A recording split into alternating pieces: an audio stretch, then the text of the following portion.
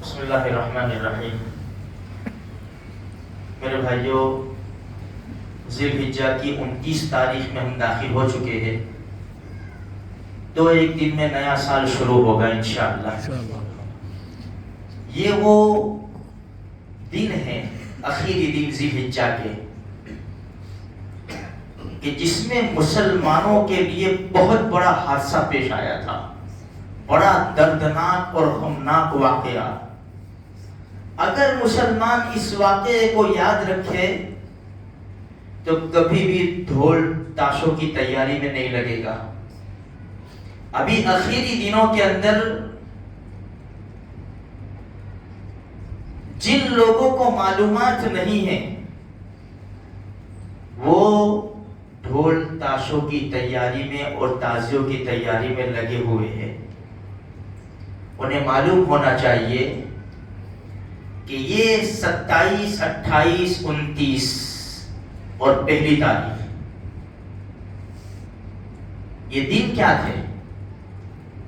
27ویں تاریخ کو صبح میں مسلمانوں کے زبردست خلیفہ، جن کے دور خلافت میں 22 لاکھ مربع میل اسلام پھیلا، جنہوں نے انصاف کی چادر کو دنیا میں بچھا دیا تھا، خود پیبند لگے ہوئے کپڑے پہن کر غریبوں کی خبر گیری کرتے تھے۔ ہر ایک ان کی حکومت میں خوش تھا، انصاف مل رہا تھا۔ 10 سال تقریباً دور خلافت کے زمانے میں کوئی ایسی ناانصافی کی بات نہیں ہوئی۔ ان کے زمانے میں ایران فتح ہوا، ایران، غلام پکڑے گئے، لائے گئے، تقسیم ہوئے۔ ایک غلام جس کا نام فیروز ابو لولو تھا، مغیرہ بن شعبہ رضی اللہ تعالیٰ عنہ کے حصے میں آیا۔ چکی چلانا بنانا اچھا جانتا تھا۔ اس کو 2 درہم ٹیکس لگائے۔ وہ شکایت دے کر آیا عمر ابن خطاب رضی اللہ تعالیٰ عنہ کے پاس کہ میرے آقا نے مجھے بڑا ٹیکس لگایا۔ کہا کتنا ہے؟ اتنا۔ کیا کام جانتا ہے؟ کہ چکی بنانا جانتا ہوں۔ تیرے لیے ٹھیک ہے۔ اس نے پیٹھ پھیری اور کہا کہ عمر ابن خطاب نے فرمایا میرے لیے ایک چکی بنا دینا۔ اس نے کہا پیٹھ پھیرتے ہوئے، میں آپ کے لیے ایسی چکی بناؤں گا کہ دنیا میں میرا نام روشن ہو جائے گا۔ عمر ابن خطاب نے کہا، موت کی دھمکی دے کر گیا، امیر المومنین پکڑ لو۔ مارا کہاں ہے مجھے اس نے؟ مارنے سے پہلے کیسے پکڑوں؟ چلا گیا، خنجر کو زہر میں گجھویا اس نے۔ کئی دنوں تک زہر کے اندر خنجر کو ڈال رکھا اس نے۔ یہی دن تھے 27 ذی الحجہ، فجر کی نماز، خطاب کا بیٹا مصلی رسول کے اوپر تکبیر کہی گئی، اللہ اکبر، ابھی رکعت باندھی، سورہ فاتحہ شروع کرنے کے تھے، اندھیرا تھا۔ فیروز ابو لولو مجوسی تھا، آگ کا پجاری تھا۔ یہ صف سے نکلا اور امیر المومنین کے اوپر 3 بار کیے اس نے، 3 بار، پیدل پہ 3 بار۔ ایک بار ڈیوٹی کے نیچے لگا، بیری بٹن کے نیچے لگا۔ عمر ابن خطاب گرے، پیچھے ہاتھ ڈالا۔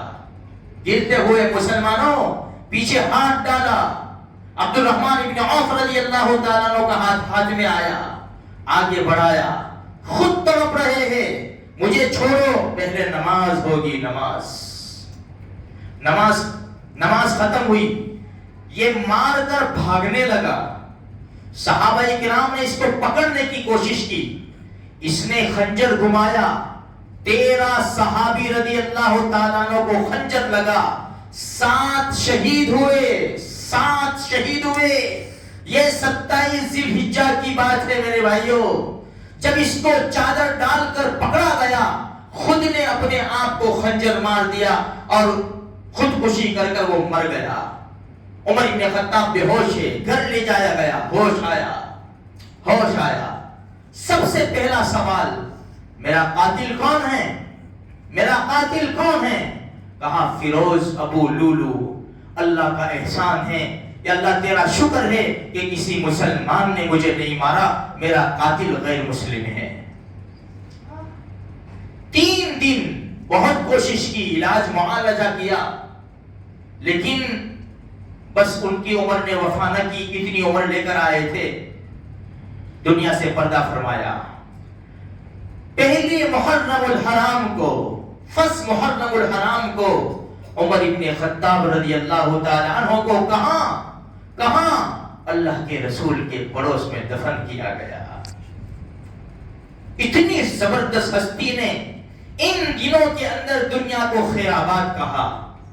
وہ دن تو ہمارے لیے بڑا غم کا ہے کہ اتنا بڑا اسلامی شہسوار، ایسا بادشاہ، ایسے امیر المومنین جس کو دشمن نے موت کے گھاٹ اتارا ہے، آج مسلمان وہ دنوں میں خوشی منائے گا۔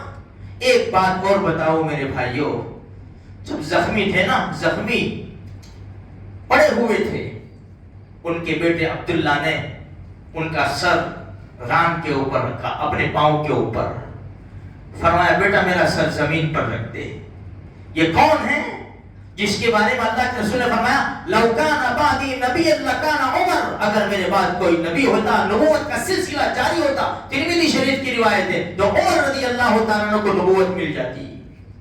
لیکن اللہ کے رسول نے فرمایا میں آخری نبی ہوں، میرے اوپر نبوت ختم ہوتی ہے۔